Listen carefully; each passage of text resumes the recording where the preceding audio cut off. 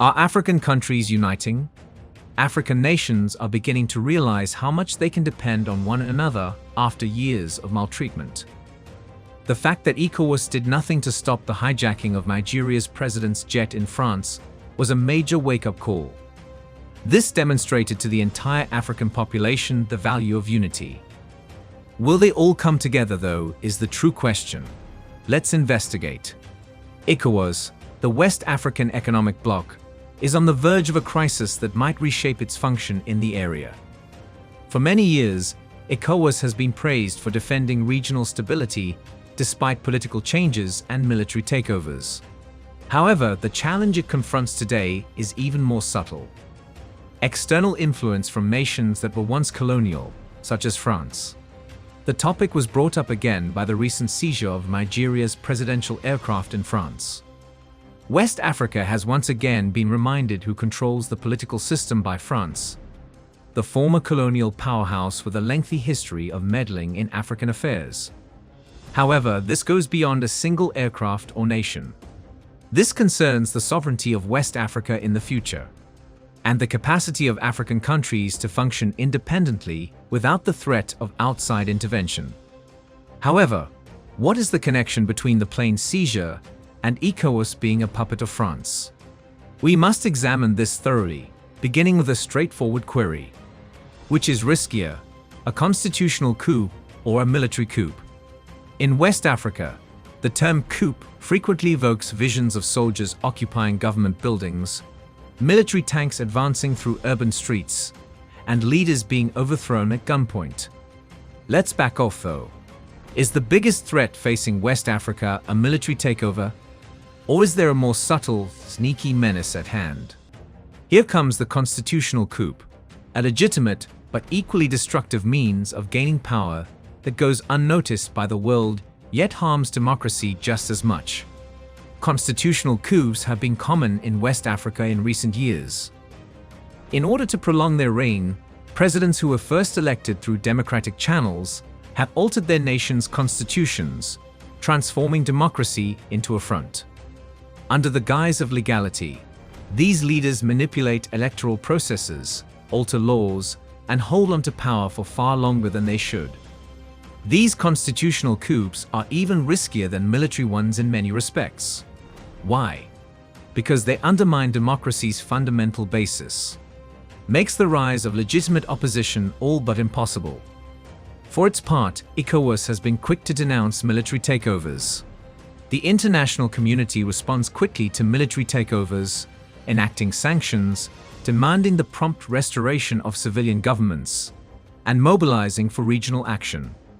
However, what happens when leaders alter their constitutions to increase their authority? Quiet. No anger, no cries for action, no sanctions. There is a clear double standard. These constitutional coups have frequently gone unnoticed by ECOWAS, the alleged defender of democracy in West Africa, allowing tyrants to consolidate power under the pretense of legitimacy. Why is this the case? The complex dance of geopolitics has the answer. Many of these politicians have strong connections to former colonial powers, especially France, which has a stake in keeping things as they are. Western countries can continue to influence their resources, economies, and policies as long as these leaders hold sway. Consider the situation in Ivory Coast, where President Alassane Ouattara was able to achieve a contentious third term in 2020. ECOWAS was sluggish to react, issuing little more than a vague statement urging peace in the face of massive protests and charges of constitutional meddling. Why the hesitancy? Maybe because, like many West African governments, Ouattara has the backing of France, which gains from having a reliable friend in the area. Western interests in West Africa are protected as long as politicians like Ouattara hold on to power, leaving ECOWAS in the difficult position of having to decide between upholding its ties with influential outside parties and promoting democracy. Let's not be naive, though. The external factors that enable these coups to occur in the first place pose a greater threat to West African democracy than military assailants or presidents who crave power. The old colonial power France, still controls the region as a puppet, backing politicians who advance its agenda while ignoring those who don't. ECOWAS will never be able to carry out its actual purpose of defending democracy as long as it is subject to these outside forces in Africa's West. Therefore, the question is not which kind of coup is riskier. When will ECOWAS acknowledge that military and constitutional coups are signs of the same illness, which is exacerbated by outside intervention and a lack of genuine sovereignty? That is the actual question. The second question is now, why was the presidential jet of Nigeria seized by France? Add your voice to the total liberation of Africa by leaving a comment in the comments section below. Do not forget to like and subscribe for more informative videos like this one. Let's proceed. At first glance, the French seizure of Nigeria's presidential aircraft seems to be a simple legal dispute involving unpaid obligations. Let's not be duped though. Money isn't the only factor here. This concerns control, power, and the continuous conflict between the biggest economy in West Africa and its former colonial overlord. The fact that, out of all countries, France thought it had the authority to take possession of Nigeria's sovereign property, a nation that takes pride in its independence. This is evidence of the persistent neo-colonial power dynamics at work. However, why now? Why did France pick this particular time to degrade Nigeria in front of the world? The region's changing power dynamics hold the key to the solution. In terms of both economy and military might, Nigeria has traditionally dominated West Africa. However, the nation has seen increasing difficulties in recent years, ranging from the ongoing Sahelian security issue to internal political instability. France sees a chance to regain control of the region as Nigeria's power declines, reminding Nigeria and the rest of West Africa who is still in charge. The seizing of Nigeria's plane is a geopolitical statement as well as a legal one. France's decision to stop Nigeria's presidential jet sends a direct statement. Despite West Africa's belief in its independence, its old colonial overlords still have the authority to meddle whenever they see appropriate. Nigeria is not the only issue. It concerns the whole area. What does it say about smaller countries' sovereignty if France can so blatantly degrade Africa's biggest economy? The unsettling reality that West Africa is still intricately linked to the network of neocolonialism has been brought to light by this episode. African countries are still susceptible to the whims of their former colonizers, who still have power over their economics, politics, and even national resources, even after decades of independence.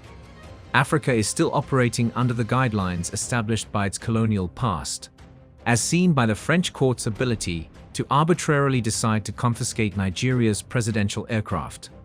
However, Nigeria is not the only country involved. The incident's wider ramifications are evident. The sovereignty of West Africa remains in jeopardy from outside sources that continue to influence the politics and economy of the area for their own gain, rather than from within. Furthermore, ECOWAS has generally been helpless to halt it despite its rhetoric of solidarity and regional cooperation. Given how much influence its previous colonial authority still has, we must ask how West Africa can be genuinely free. France's continued meddling in African politics is exemplified by the recent annexation of Nigeria's plain. It won't be the last though. The area will remain vulnerable to outside forces until ECOWAS and its member states act decisively to establish their sovereignty. What can ECOWAS do though? Doesn't it simply become paralyzed by outside influences? There is more to the ECOWAS dilemma than military or constitutional takeovers. It concerns the organization's increasing paralysis due to outside meddling. ECOWAS has long taken pride in its role as the protector of stability in West Africa. However, in practice, the influence of former colonial powers, especially France, has significantly limited the organization's capacity to take action. France has a long history of involvement in West Africa. France has had a significant military and economic influence in the area ever after official colonization ended. France has sent troops in a number of West African countries, such as Mali, Burkina Faso, and Niger, under the pretense of combating terrorism. However, despite its claims to be a stabilizing factor in the area, France's presence has frequently had the opposite effect, escalating tensions and fostering animosity among the local populace. ECOWAS has essentially turned into a pawn in France's larger geopolitical plan. The group, which was founded to encourage peace and collaboration in the region, has been torn between the conflicting demands of its member nations and outside pressure from France and other Western nations. Due to the necessity to please its previous colonial overlords, ECOWAS is now frequently unable to take decisive action. Consider the state of security in the Sahel. Despite the deployment of French troops, ECOWAS has been struggling for years to combat the growing threat of terrorism in the area. France's military presence, according to many, has only exacerbated the issue by fostering anti-French sentiment and encouraging locals to back extremist organizations. However, due in large part to France's ongoing influence over the region's politics and security infrastructure, ECOWAS has been unable to adopt a firm position on the matter. This leads to a conundrum. The exact forces that ECOWAS is supposed to be opposing are undermining the organization, which is supposed to be the guardian of regional stability. Although ECOWAS is supposed to serve as a symbol of African freedom and unity, its present paralysis draws attention to a concerning reality. Numerous member states, remaining dependent on Western nations for political, military, and financial backing, are enmeshed in a web of outside influence that hinders the organization's ability to operate as planned. France continues to have a big say in how many West African nations make decisions because of its economic clout and military presence. The ability of ECOWAS to tackle important problems like political instability, economic disparity, and terrorism will continue to be constrained as long as France retains its hold. Decades of outside meddling have directly contributed to ECOWAS' immobility, not merely internal conflicts. West Africa needs to break free from this neo-colonial shackle if it is to advance. Recognizing that actual progress is hampered by the influence of previous colonial powers is the first step. ECOWAS needs to become independent again, not just internally, but from the colonial legacies that still influence the future of the area. However, how? How can ECOWAS establish itself as a genuinely autonomous regional organization and overcome this outside influence? Bold, decisive action is the solution.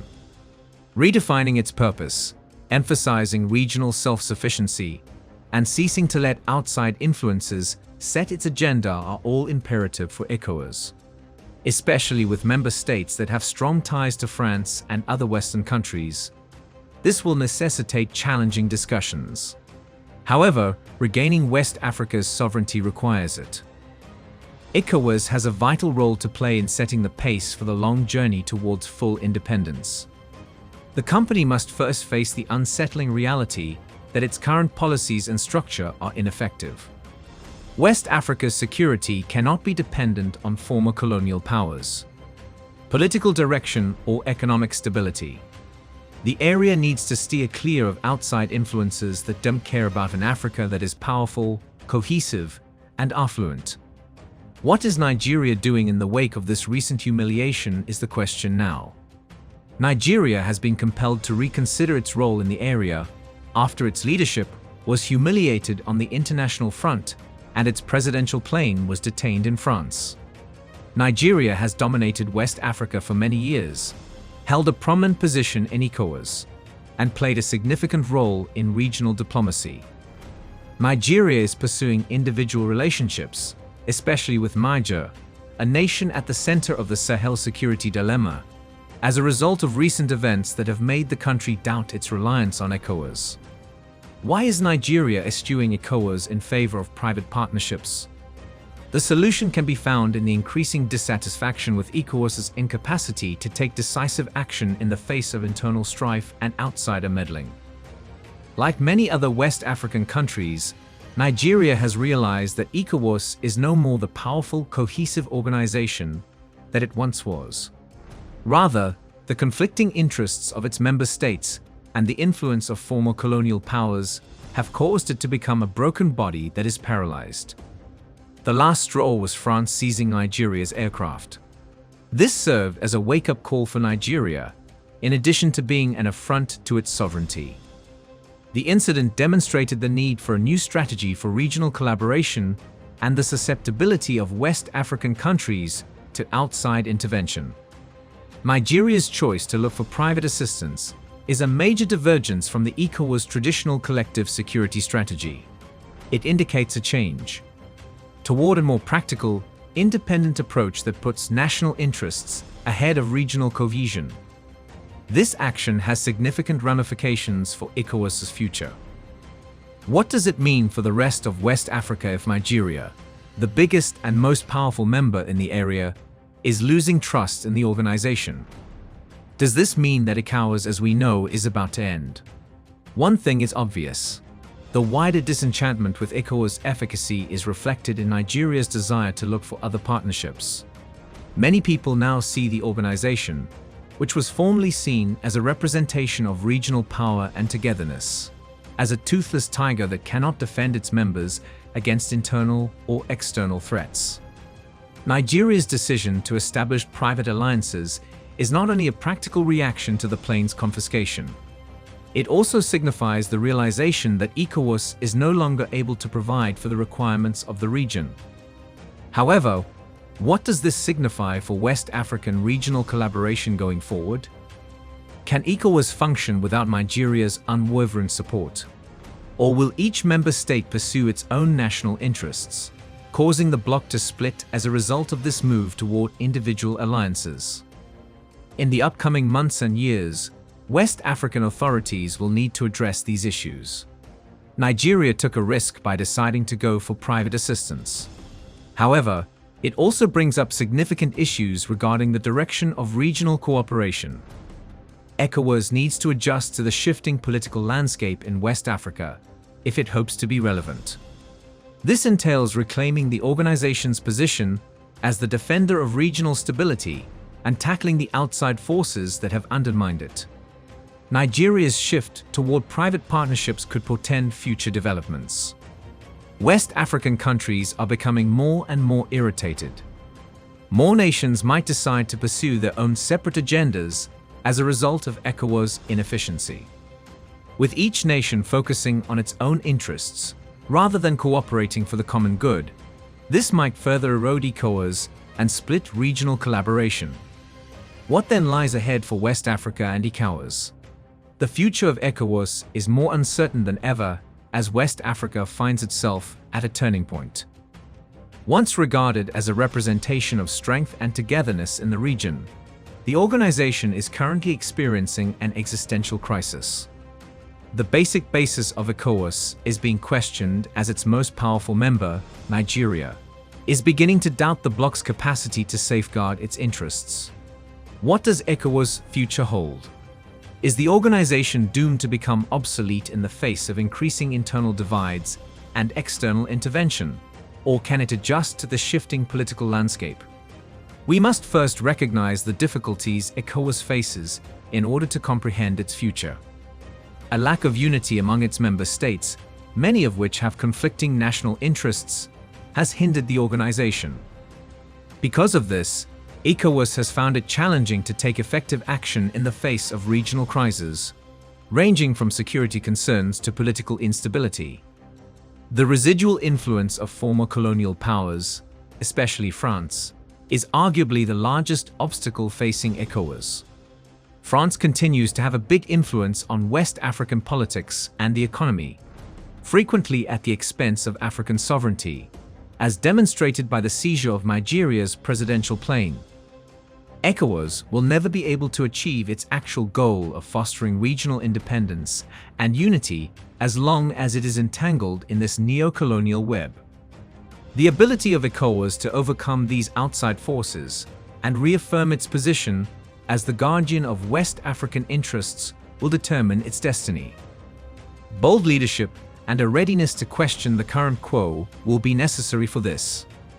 In order to function independently of outside forces, ECOWAS must put regional self-sufficiency first and seek to fortify its institutions. Concentrating on economic integration is one possible course for ECOWAS. ECOWAS may lessen its dependency on outside forces and create a more robust and independent regional economy by encouraging increased economic cooperation among its member nations. In addition to strengthening the organization, this would give it a stronger base on which to tackle the region's political and security issues. Security need to be ECOWAS's other main priority. Political unrest and terrorism are becoming more serious challenges to the region, especially in the Sahel. To address these issues, ECOWAS has to build a more coordinated and efficient approach, one that is independent of outside forces like France. This will necessitate a stronger commitment to collective defense and more funding for regional security forces. However, addressing the question of political legitimacy may be the most crucial action ECOWAS can take. Whether the leaders are in line with Western interests, the organization must be prepared to adopt a more robust position against both military and constitutional coups. ECOWAS can rebuild its credibility and reaffirm its dedication to democratic and good governance ideals by pushing all member states to the same democratic standards. One thing is certain, notwithstanding the uncertainty surrounding ECOWAS' future, the organization can no longer operate in the same manner as before. ECOWAS must adapt to the shifting landscape of West Africa. Making tough choices will be necessary for this, and also the readiness to take on the outside forces that have too long impeded the region's progress. In summary, the current ECOWAS problem is a result of persistent neo-colonial forces that continue to erode West Africa's capacity for independent action, rather than merely military or constitutional coups. A key reminder that Africa's former colonial overlords still hold sway was provided by France's seizure of Nigeria's presidential aircraft. Furthermore, ECOWAS and its member nations will remain subject to external manipulation unless they take significant action. However, there is still hope. Nigeria's audacious decision to pursue separate alliances reflects a growing understanding that Africa needs to forge its own path independent of outside influence. The ability of ECOWAS to break free from the shackles of neocolonialism and claim its genuine sovereignty will determine the bloc's future, as well as the future of all of West Africa. Africa has control over its own fate, but only if it is prepared to face the hard realities that have prevented it from progressing for too long. Should a more powerful institution take the place of ECOWAS? Is today the time for genuine Pan-Africanism? Is it possible for Africa to come together? Tell us what you think in the comments section below. We explore the rich history, culture, and the ongoing struggle for sovereignty in Africa. Join us in this important conversation by subscribing to our channel. By subscribing, you're not just staying informed, you're becoming part of a movement dedicated to reclaiming Africa's rightful place on the global stage. Hit that subscribe button and turn on notifications so you never miss an episode. Let's work together to spread knowledge and inspire change. Thanks for watching.